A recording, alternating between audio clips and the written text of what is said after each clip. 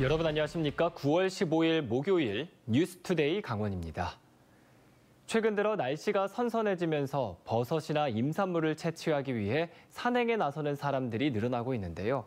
하지만 안전장비를 갖추지 않은 상태로 무리하게 채취를 하다가 사고를 당하는 사례가 많아 각별한 주의가 요구되고 있습니다. 이송미 기자의 보도입니다. 사람이 접근하기 힘든 양구 봉화산 가파른 계곡. 이곳에서 일행과 함께 버섯을 따다 실종된 70살 한 모 씨가 숨진 채 발견됐습니다. 실종 신고가 접수된 지 19시간 만입니다. 한 모 씨는 서울에서 야생버섯을 따러 왔다가 변을 당한 것으로 알려졌습니다. 사고 지역은 버섯 채취가 허가되지 않은 구규림입니다. 그 동네 사람이 저기 석현이 사람이 거기서 버섯 따다가 그 사람은 이 손이 여기에 잘라진 사람인데 굴러서 죽었어요. 앞서 지난 12일에는 원주시 호저면 칠봉유원지 인근과 양구 남면의 야산에서도 버섯을 채취하던 60대 여성들이 사고를 당했습니다. 버섯 등 임산물 채취 행위가 늘어나면서 이달 들어 119 구조대에 접수된 산악 사고만 해도 벌써 9건. 올해 강원도에서 발생한 전체 임산물 채취 산악 사고 64건의 14%에 달합니다. 등산로를 벗어나서 늦은 시간까지 채집을 하다가 산속에서 길을 잃는 경우가 종종 발생하고 있습니다. 2명 이상 동료가 함께 산을 오르고 또 휴대전화를 반드시 소지해야 됩니다. 특히 무리한 산행을 자제하고 조난되더라도 같은 자리에서 구조를 기다리거나 119 신고 애플리케이션을 이용할 것을 당부했습니다. MBC 뉴스 이송미입니다. 동해시에 있는 건설 폐기물 중간 처리 업체들이 폐기물 처리 규정을 위반한 사실이 드러났습니다. 한 업체는 파쇄 장비를 철거한 상태에서 폐기물 위탁 처리를 수주했는데 업체들은 착오라고 주장하고 있습니다. 이를 철저히 관리 감독해야 할 동해시는 위반 사실을 자세하게 조사하지 않아서 봐주기라는 눈총도 받고 있습니다. 김형호 기자가 취재했습니다. 지난달 초 삼척시의 주택 철거 현장입니다. 굴삭기가 덤프트럭에 건설 폐기물을 싣고 트럭 2대가 번갈아가며 어디론가 운송합니다. 트럭들이 건설 폐기물을 싣고 간 곳은 동해시에 있는 폐기물 중간 처리장이었습니다. 삼척시는 국토변의 주거 환경을 개선하기 위해 보상금을 주고 주택들을 철거하고 있는데 이 현장의 경우 동해시의 건설 폐기물 위탁업체가 사업을 수주했습니다. 그런데 건설 폐기물 처리에 문제가 있었습니다.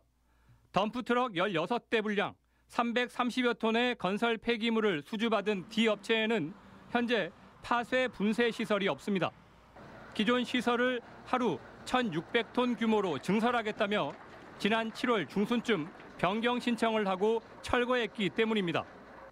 D업체는 삼척시에서 가져온 건설 폐기물을 인접한 S업체에 그대로 보관하고 있다고 주장하고 있는데 임시 야적 허가를 받지 않았고 수거한 폐기물을 30일 안에 처리해야 하는 법정 기한마저 넘긴 상태입니다. 폐기물이 들어와서 거의 깬 게 아니잖아요. 처리를 하지 않고 기회가 증설이 되면은 거기다가 다시 옮긴 상태에서 깨려고 했으니까 문제가 없다고 생각을 한 거죠. 파쇄 분쇄 장비는 건설 폐기물을 처리하는 가장 중요한 시설인데 해당 업체가 파쇄 장비를 철거했다면 사실상 휴업에 가까운 상태에서 입찰을 수주했다는 얘기가 됩니다. 동해시는 핵심 시설이 없으면 입찰 참여가 제한된다는 규정은 없어 위탁 처리 수주는 가능하다면서도 D업체가 재위탁 금지를 위반했다고 판단해 이달 초 영업 정지 처분을 내렸습니다.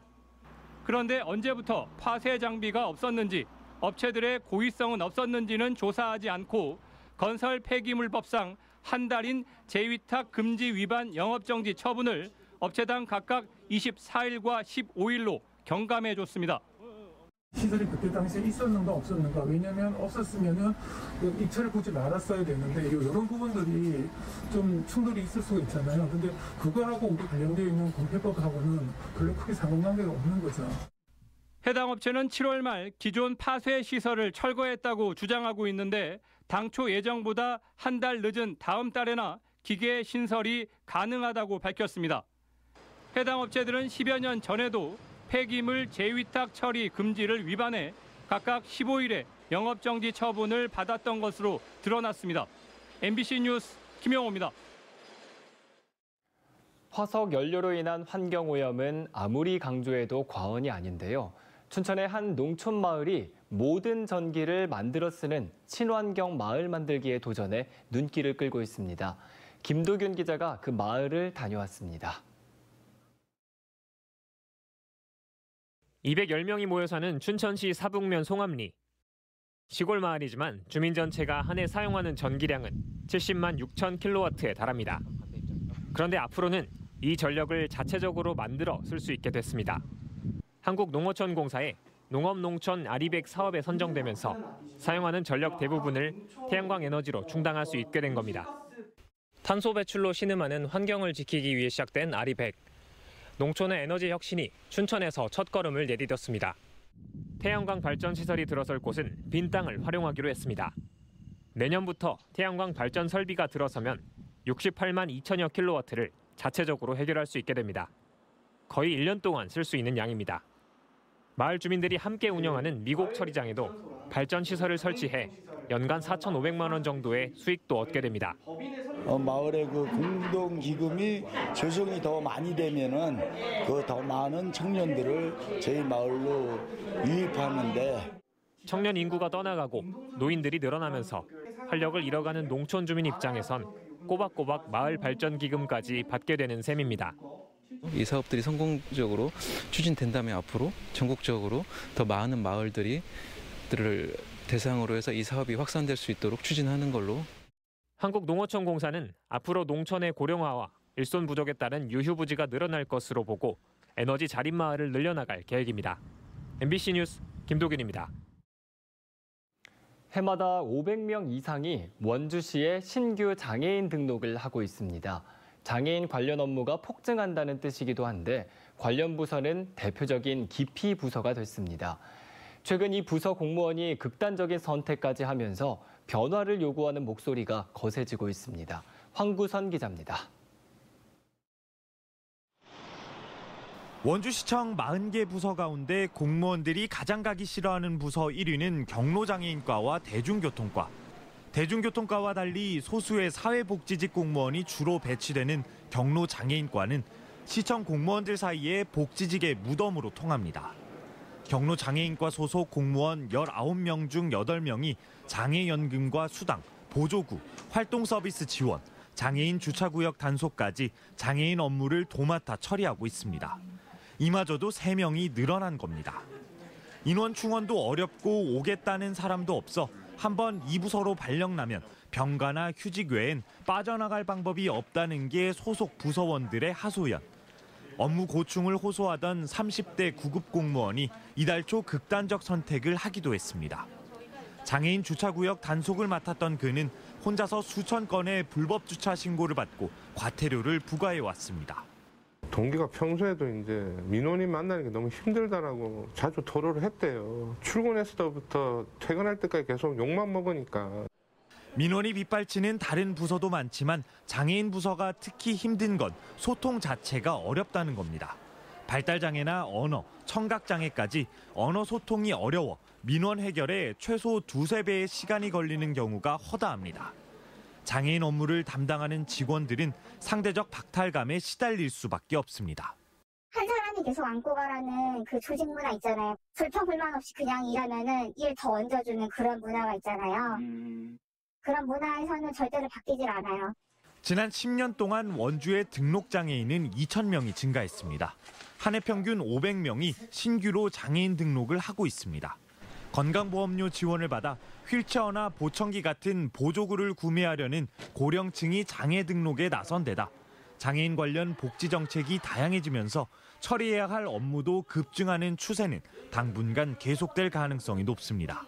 욕구가 다양해졌습니다. 전통일체의 보급이나 이런 걸 보면서 신체적 장애인은 밖으로 많이 나오면서 발달 장애인을 포함한 이런 장애인들은 예전에는 뭐 직업이나 이런 쪽에 전혀 관계없었는데 장애 복지 서비스의 전문성을 확보하고 급증하는 민원 수요에 대응하기 위해선 경로장애인과에서 장애 분야를 분리해야 한다는 지적이 나옵니다. 원강수 시장은 선거 과정에서 장애인과 분리를 공언했습니다. MBC 뉴스 황구선입니다. 2023 강원 세계 산림엑스포 입장권이 전국 NH농협은행 창구를 통해 사전 판매됩니다. 산림엑스포 조직위원회는 내년 5월 4일 개막을 앞두고 엑스포 입장권 구매 접근성을 높여 국민들이 많이 참여할 수 있도록 하기 위해 오늘부터 사전 판매에 나섰다고 밝혔습니다. 사전 판매 기간 동안에는 현장 판매보다 20% 할인된 가격으로 구매할 수 있고 강원도민은 50% 할인을 받아 5,000원에 구매할 수 있습니다. 강원 세계 산림엑스포는 고성과 속초, 인제와 양양 등 도내 4개 시군에서 다양한 전시와 체험, 학술 행사로 펼쳐집니다. 강원도교육청이 특수교육 대상 학생과 학부모, 일반 학생들을 위한 강원 특수교육원 설립 계획을 추진합니다. 강원 특수교육원 설립은 신경호 교육감 후보 시절 공약으로 진로 직업 교육 확대와 맞춤형 지원을 목표로 하고 있습니다. 모두 630억 원을 투입해 춘천, 원주, 강릉 등 접근성과 활용도가 높은 곳에 설립 예정이고 올해 기본 계획을 마련할 예정입니다.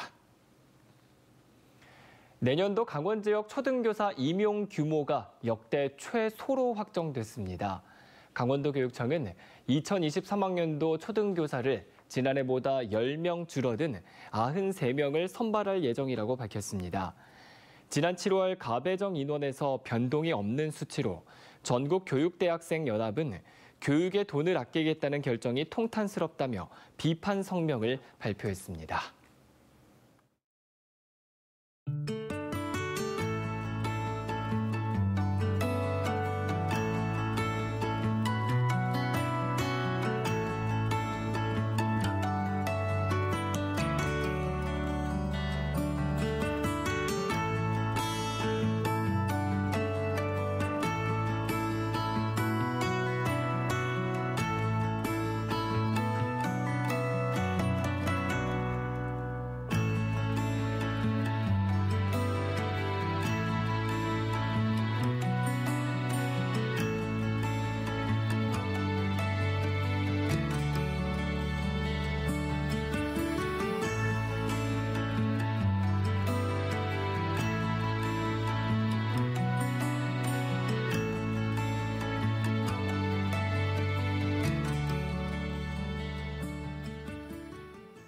전동 킥보드 등 개인형 이동장치 교통사고가 크게 증가한 것으로 나타났습니다.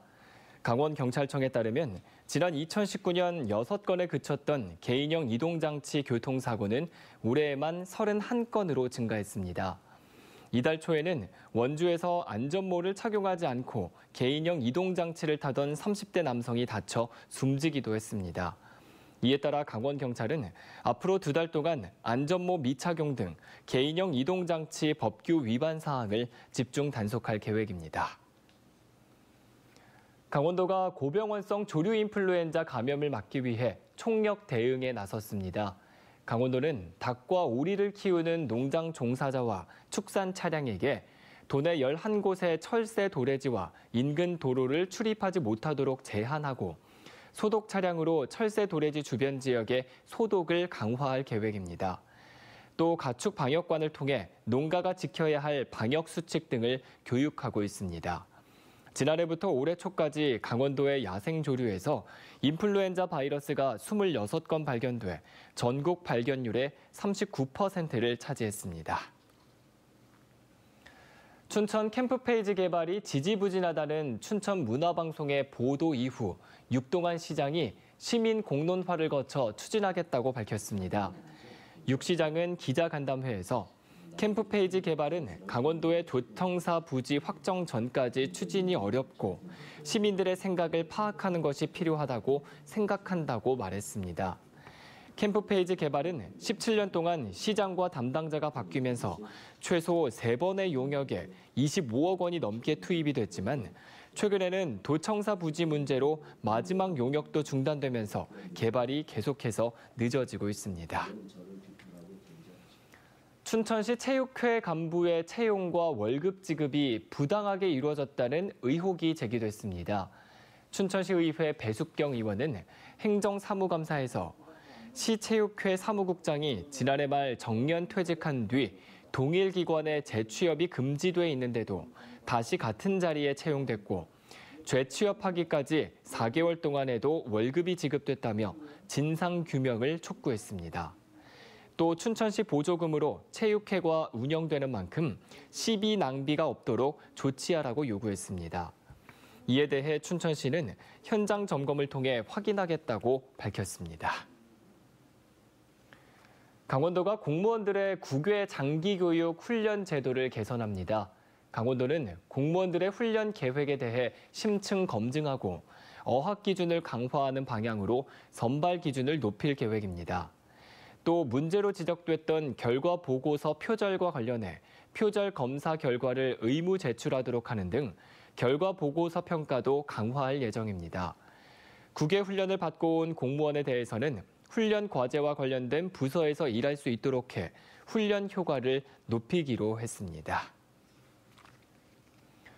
강원도 소방본부는 안전관리가 우수한 다중이용업소 12곳을 선정했습니다. 안전관리 우수 다중이용업소는 최근 3년 동안 화재가 발생하지 않거나 소방교육 등을 모범적으로 실시한 업소에게 주어지는 제도입니다. 해당 업소로 선정이 되면 2년 동안 소방특별조사와 소방안전교육에서 면제됩니다. 이번에 선정된 업소는 일반 음식점 4곳과 PC방 3곳, 영화상영관 1곳 등 모두 12곳으로 소방당국은 이의 신청 기간을 거쳐 오늘 11월 업소를 최종 공표할 예정입니다. 원주시가 지역경제 활성화를 위해 공동주택 건설 사업에 지역 업체를 30% 이상 참여시키는 협약을 이어가고 있습니다. 원주시는 건설사 4곳과 협약을 맺어 무실동과 관설동, 반곡동, 태장동 등 4개 아파트 신축 공사비 5,526억 원 가운데 30%인 1,658억 원의 건설 자재와 시공 인력 등을 지역 업체에 맡기기로 했습니다. 지난 2014년 이후 원주 지역 공동주택 건설 사업에 지역 업체들의 참여 실적은 36건에 1조 1,983억여 원에 달하고 있습니다. 도내 초중고등학교와 특수학교에 설치된 냉난방기 가운데 4분의 1 이상이 교육부의 교체 기준인 사용연수 12년을 훌쩍 넘긴 것으로 나타났습니다. 서동용 국회의원이 교육부로부터 받은 자료에 따르면 도내 각급 학교에 설치된 냉난방기는 모두 5만 4천여 대로 이 가운데 26.4%인 14,263대가 교체 기준인 사용연수 12년을 넘겼습니다.